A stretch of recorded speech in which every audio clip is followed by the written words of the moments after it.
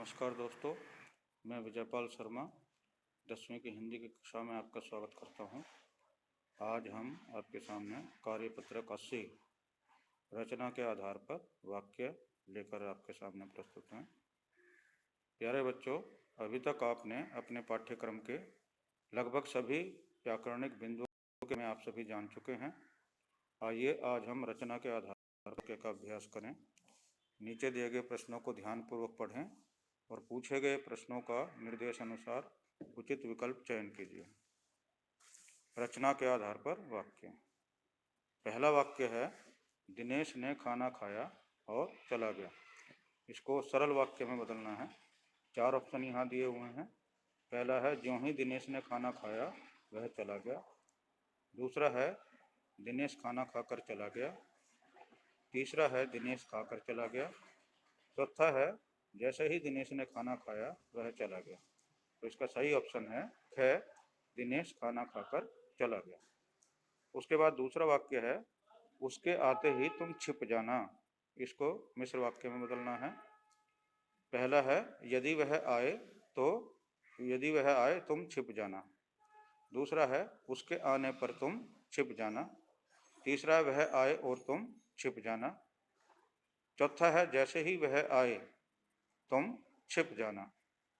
तो इसका सही ऑप्शन है घ, जैसे ही वह आए तुम छिप जाना। उसके बाद तीसरा है कि जब उसने मुझे देखा तो खिसक गया। तो इसको संयुक्त वाक्य में बदलना है। पहला ऑप्शन है, ज्यों ही उसने मुझे देखा वह खिसक गया। दूसरा है, उसने मुझे देखा और खिसक गया।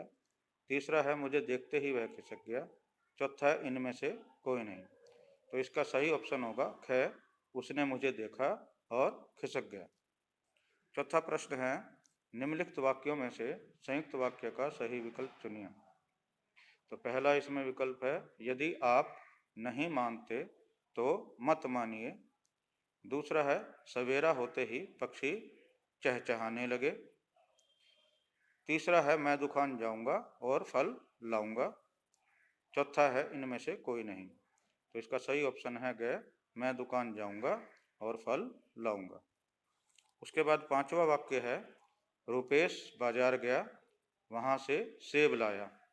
इस वाक्य का संयुक्त वाक्य में रूपांतरण होगा। तो इसका ऑप्शन है, पहला है, रुपेश बाजार गया और वहां से सेब लाया। दूसरा है, रुपेश सेब लाया जब वह बाजार गया। तीसरा है, रुपेश बाजार जाकर सेब लाया। चौथा है, जब रुपेश बाजार गया तो वहां से सेब लाया। तो इसका सही ऑप्शन है क, रुपेश बाजार गया और वहां से सेब लाया। तो बच्चों, यह कार्यपत्रक 80 था, जिसको आपको कॉपी में हल करना है और साथ ही रचना के आधार पर वाक्यों का अभ्यास भी करना है। परीक्षा की दृष्टि से महत्वपूर्ण है। आप सभी का दिन शुभ हो। कक्षा के लिए धन्यवाद।